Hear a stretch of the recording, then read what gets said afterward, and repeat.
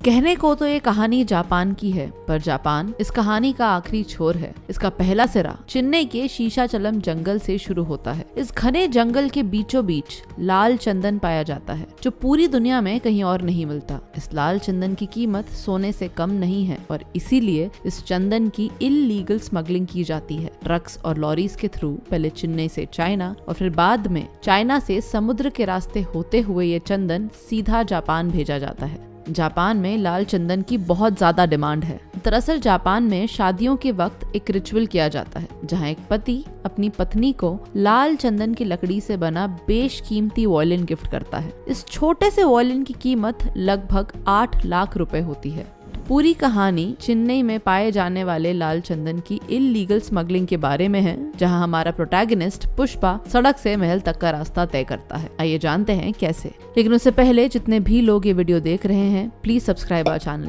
ताकि आपको हॉलीवुड से लेकर साउथ तक की मूवीज और वेब सीरीज का एक्सप्लेनेशन मिलता रहे।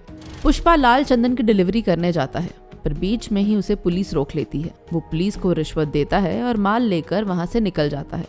पुष्पा की लाइफ का एक सिंपल सा उसूल है, वो कभी भी किसी के आगे नहीं झुकेगा और इसीलिए अपनी मालिक को झूठी रिस्पेक्ट दिखाने और उनसे दबने की जगह वो काम ही छोड़ देता है। उसे देखकर एक और मजदूर केशव भी अपना काम छोड़ देता है और उसके पीछे चला जाता है। गांव में 2 ट्रक्स भरकर 2 अलग अलग काम के लिए मजदूरों को ले जाया जाता है। एक के लिए 100 रुपए दिए जाते हैं और दूसरे के लिए 1000। पुष्पा 1000 वाले ट्रक में चढ़ जाता है, ये जानते हुए कि वो गैर कानूनी काम है। वहाँ से सभी मजदूरों को जंगल में ले जाया जाता है, जहाँ उन्हें लाल चंदन की लकड़ियां काटने का काम दिया जाता है। वो लकड़ियां काट ही रहे होते हैं कि अचानक वहाँ पुलिस आ जाती है। सब डर के मारे यहाँ वहाँ भागने लगते हैं, पर तभी पुष्पा उन्हें कहता है कि उन सब ने इतनी मेहनत की है और अब यहाँ से वो खाली हाथ नहीं लौटेंगे। पुलिस उन तक पहुँचे उससे पहले वो सब मिलकर सभी लकड़ियों को छुपा देते हैं। डीएसपी गोविंद वहाँ आता है और माल के बारे में पूछताछ करता है। पुष्पा उनसे कहता है कि खुद डीएसपी आए हैं, इसलिए उनकी इज्जत रखने के लिए उन्होंने माल छुपा दिया है, वरना अगर वो चाहता तो उनकी आंखों के सामने से वो माल ले जाता। सब मजदूर ये देखकर शॉक्ड हो जाते हैं और उसके साथ खड़े हो जाते हैं। पुष्पा गोविंद को डराता है और कहता है कि पुलिस इतने सारे मजदूरों के आगे टिक भी नहीं पाएगी और इसीलिए उस वक्त गोविंद के पास वापस जाने के अलावा कोई और रास्ता नहीं बचता। ये पहली बार था जब कोई गोविंद के हाथों बच निकला हो। ये देखकर केशव बहुत इम्प्रेस हो जाता है और अब से वो पुष्पा का राइट हैंड बन जाता है। सब मजदूर अपना काम खत्म कर जा ही रहे होते हैं कि गोविंद पूरी पुलिस फोर्स के साथ वहाँ वापस आ जाता है। पुष्पा इस सब के बीच उन्हें चकमा देकर उनकी आंखों के सामने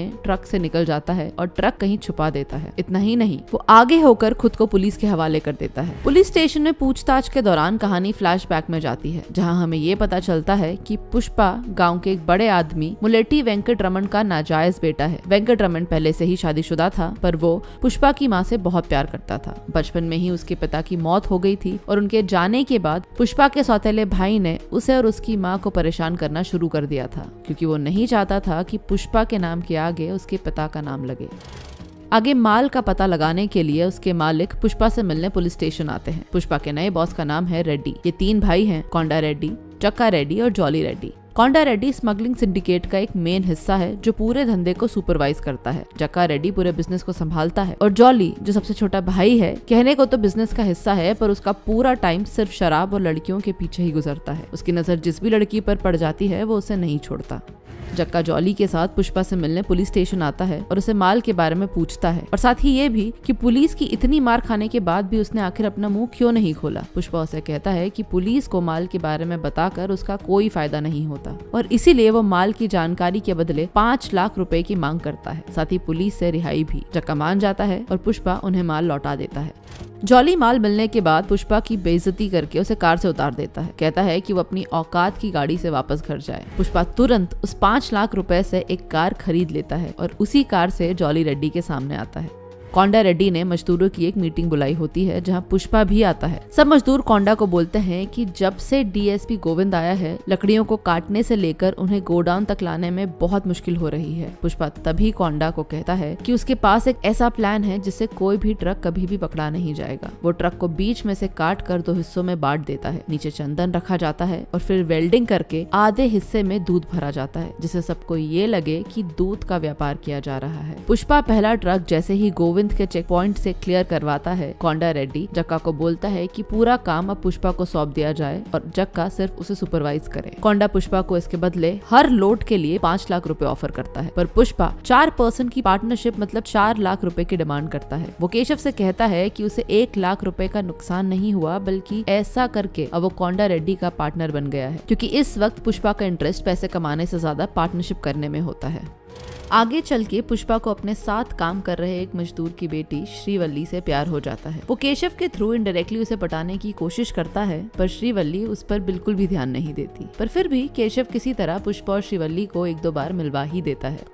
इस दौरान गोविंद कोंडा रेड्डी के एक ट्रक को पकड़ लेता है। श्रीवल्ली के पिता के साथ एक और मजदूर पकड़ा जाता है। गोविंद दोनों से कहता है कि करीबन 200 करोड़ का माल चेन्नई से बाहर जाने वाला है, जो मंगल सीनू का है, और वो अपना माल कोंडा रेड्डी के गोडाउन पर रखने वाला है। अगर वो दोनों उसकी जानकारी गोविंद को दे देंगे तो न सिर्फ वो उन्हें छोड़ देगा, बल्कि रिवॉर्ड के रूप में 50 लाख रुपए भी देगा। श्रीवल्ली के पिता ये सोचते हैं कि उसकी शादी में ये पैसे काम आ जाएंगे, इसीलिए दोनों फिर पुलिस से मिल जाते हैं।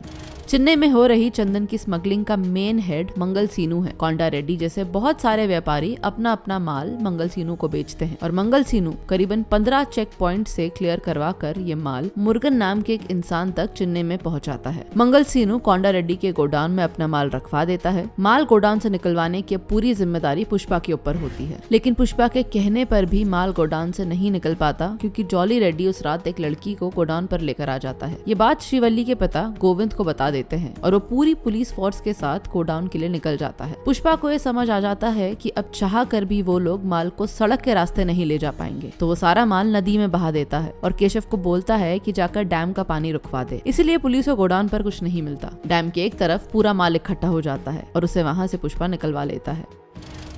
पूरे सिंडिकेट को ये बात पता चल जाती है कि पुष्पा के कारण आज 200 करोड़ का माल पुलिस को टिप मिलने के बाद भी बचा लिया गया है। मंगल सीनू इसी खुशी में एक पार्टी देता है, जहां सिंडिकेट के सभी व्यापारी, पुलिस वाले, यहाँ तक कि पॉलिटिशियंस और मिनिस्टर भी आते हैं। उसी पार्टी में पुष्पा को ये पता चलता है कि मंगल सीनू 1 टन माल के 2 करोड़ रुपए मुर्गन से लेता है और कोंडा रेड्डी और बाकी लोगों को सिर्फ 25 लाख रुपए देता है। पुष्पा ये बात जाकर कोंडा को बताता है और बोलता है कि वो जाकर मंगल सीनू से इस बारे में बात करे, पर कोंडा रेड्डी ये बात जानता है कि मंगल सीनू से बात करने का मतलब है कि खुद की मौत को न्योता देना। तो बड़ी ही चालाकी से पुष्पा को बोलता है कि वो जाकर मंगल सीनू से बात करे, और अगर वो पैसे बढ़ाने के लिए मान जाता है तो वो बिजनेस में उसे 50% की पार्टनरशिप देगा, और अगर वो नहीं मानता तो उस वक्त से कोंडा रेड्डी उसे नहीं जानता, ताकि मंगल सीनू उसे कुछ नहीं करे। पुष्पा कोंडा को बोलता है कि अगर बात करनी ही है तो कोंडा रेड्डी ही करे, वो नहीं करेगा। इस जश्न के बीच केशव श्रीवल्ली के पिता से पुष्पा और श्रीवल्ली के रिश्ते के बारे में बात करता है। ये बोलता है कि पुष्पा मुलेठी वेंकट रमन का छोटा बेटा है। ये सुनकर वो इस रिश्ते के लिए मान जाते हैं।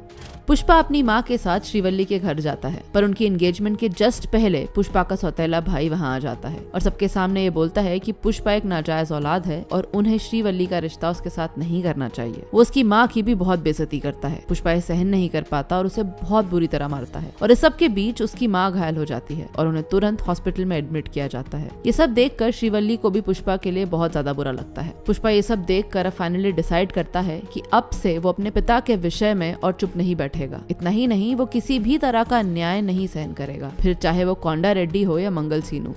वो वहाँ से सीधे मंगल सीनू के घर जाता है और उसे बोलता है कि अब से उसे 1 टन माल के बदले 25 लाख नहीं बल्कि 1 करोड़ रुपए चाहिए, वरना वो माल सीधे चेन्नई में मुर्गन को बेचेगा। ये पहली बार था जब किसी ने मंगल सीनू के खिलाफ आवाज उठाई थी। वो मंगल सीनू के फोन से ही मुर्गन को कॉल करता है और उसी के सामने मुर्गन से कहता है कि अब वो डायरेक्ट उससे चेन्नई में डील करेगा, अपना माल अब वो सीनू को नहीं बेचेगा। ये देखकर सब हैरान रह जाते हैं। मंगल सीनू के आदमियों की बुरी तरह पिटाई करके वो सीधे वहाँ से चेन्नई मुर्गन के पास माल लेके चला जाता है। वहाँ वो कोंडा रेड्डी को बोलता है कि 1 टन माल के बदले वो 1.5 करोड़ की डील कर रहा है। रेड्डी उसे जैसे ही हाँ बोलता है, पुष्पा उसे याद दिलाता है कि अब से वो 50% का पार्टनर है, तो माल का आधा हिस्सा अब से उसे मिलेगा। इस बीच जॉली रेड्डी को पता चल जाता है कि श्रीवल्ली के बाप ने ही उन्हें धोखा दिया था और पुलिस से मिल गए थे। जॉली उसे बोलता है कि वो उसे छोड़ देगा, पर उसके बदले 1 रात के लिए उसे श्रीवल्ली चाहिए। श्रीवल्ली को जैसे ही ये पता चलता है, वो सीधे पुष्पा के पास जाती है और उसे बोलती है कि वो सिर्फ उससे प्यार करती है। वो जानती है कि जॉली उसका बॉस है और पुष्पा उसके खिलाफ आवाज नहीं उठा पाएगा, पर वो मन ही मन पुष्पा को अपना पति मान चुकी है और वो नहीं चाहती कि उसके अलावा कोई भी दूसरा इंसान उसे हाथ लगाए। पुष्पा को जैसे ही ये पता चलता है, वो जॉली रेड्डी को मार मार कर अधमरा कर देता है। जॉली उसे बोलता है कि वो उसका बदला जरूर लेगा, पर बिना जॉली के बताए कोंडा रेड्डी को ये बात पता चल जाती है कि पुष्पा ने ही जॉली की ये हालत की है और वो एक डील की आड़ में उसे अपने साथ ले जाते हैं ताकि उसे मार सके। केशव को ये बात पता चल जाती है और वो पुष्पा को बचाने के लिए उसके पीछे जाता है। कोंडा रेड्डी पुष्पा को गोली मारने ही वाला होता है कि अचानक वहाँ मंगल सीनू के आदमी आ जाते हैं और सीनू का साला कोंडा रेड्डी को मार देता है। सीनू और रेड्डी के आदमियों के बीच जमकर लड़ाई होती है। सीनू का साला अब जक्का रेड्डी को मारने वाला होता है, पर तभी पुष्पा वहाँ आकर उसे बचा लेता है और सीनू के साले को मार देता है। जक्का शॉक्ड हो जाता है कि पुष्पा ने उसकी जान क्यों बचाई, जबकि वो खुद उसे मारने वहाँ लाया था। पुष्पा बोलता है कि ये रेड्डी और उसके बीच की बात थी और आज भी जक्का उसका पार्टनर है, तो अगर कोई भी बाहर वाला उस पर हमला करेगा तो पुष्पा उसे जरूर बचाएगा। कोंडा रेड्डी के मरने के बाद पूरे सिंडिकेट में हलचल मच जाती है। मिनिस्टर खुद एक मीटिंग बुलाता है जहाँ उसे मंगल सीनू और रेड्डी के बीच हुई दुश्मनी के बारे में पता चलता है। पुष्पा मिनिस्टर को बताता है कि सीनू सिंडिकेट में सबको धोखा दे रहा है, 2 करोड़ के माल के बदले सिर्फ 25 लाख रुपए देता है। पुष्पा ये भी बोलता है कि सब व्यापारी अलग अलग पुलिस को रिश्वत देते हैं, अगर वो सब एक साथ हो जाए तो रिश्वत भी कम लगेगी और प्रॉफिट भी ज्यादा होगा। पूरी सिंडिकेट पुष्पा को सपोर्ट करती है, यहाँ तक कि जक्का रेड्डी मिनिस्टर को बोलता है कि पुष्पा के आने के बाद ही व्यापार बहुत ज्यादा बढ़ा है और अब उसे ही सिंडिकेट की कमान संभालनी चाहिए। मिनिस्टर पुष्पा को सिंडिकेट का हेड बना देता है और इस तरह पुष्पा अब पुष्पा से पुष्पा भाऊ बन जाता है। उसके सर पर मिनिस्टर का हाथ होता है और पुलिस उसकी जेब में, तो मंगल सीनू चाह कर भी उसका कुछ नहीं बिगाड़ पाता। रही बात जॉली रेड्डी की, तो वो व्हील चेयर पर सिर्फ बदले की कल्पना ही करता रहता है। इसी दौरान पुष्पा और श्रीवल्ली की शादी फिक्स हो जाती है। सब कुछ बहुत अच्छा चल रहा होता है। शहर में ऐसा कोई नहीं जो पुष्पा को छू भी पाए, पर तभी एंट्री होती है IPS ऑफिसर भंवर सिंह शेखावत की। भंवर सिंह एक सेल्फ ऑब्सेस्ड ऑफिसर। वो आते ही मजदूरों को जंगल से उठा लेता है और 2 को गोली मारकर प्रेस में ये कहता है कि वो दोनों भाग गए हैं। पुष्पा को उसके आने की खबर लगती है और वो उससे मिलने पुलिस स्टेशन जाता है। अपनी शादी के कार्ड के साथ वो बैग भरकर रिश्वत भी ले जाता है। भंवर सिंह वहाँ सबके सामने पुष्पा को इंसल्ट करता है, बोलता है कि जो शर्ट उसने पहना है वो ब्रांडेड है और जो शर्ट पुष्पा ने पहना है उसका कोई नामो निशान नहीं। पुष्पा एक नाजायज औलाद है। इतना ही नहीं, वो पुष्पा से ये भी कहता है कि वो आज के बाद उसे सिर्फ सर कहकर ही एड्रेस करे। पुष्पा उस वक्त चुपचाप वहाँ से चला जाता है। आगे से जब भी वो भंवर सिंह से मिलता है तो उसे सर कहकर ही बुलाता है, उसे अच्छी दोस्ती भी कर लेता है। पर पुष्पा अपनी शादी के दिन भंवर सिंह को मिलने बुलवाता है, उसके साथ दारू पीता है और उसे याद दिलाता है कि कैसे वो दोनों मिले थे। भंवर सिंह उसे बोलता है कि पुरानी बातों को भूल जाने में ही भलाई है, पर पुष्पा उसे बोलता है कि अगर बात सिर्फ उसकी होती तो वो जाने देता। भंवर सिंह ने उस दिन उसकी माँ को इंसल्ट किया। वो चाहता तो उस दिन भी उसका जवाब दे सकता था, पर उस दिन उसने अपनी माँ से प्रॉमिस किया था और वो उनका दिल नहीं दुखाना चाहता था। वो उसे उसके सारे कपड़े उतारने को बोलता है और बोलता है कि उसका ब्रांड कपड़ों के साथ ही उतर गया है। वो अगर नंगा गांव में जाएगा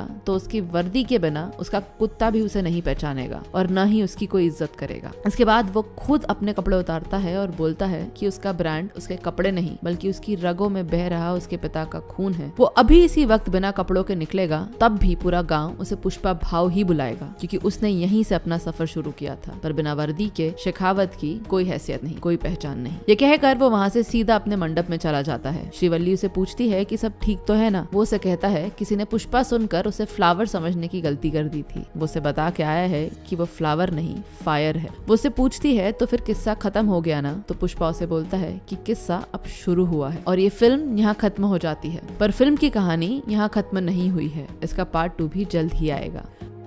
अगर आपको आज का वीडियो पसंद आया हो तो हमारे चैनल को जरूर सब्सक्राइब करें, इस वीडियो को ज्यादा से ज्यादा शेयर करें।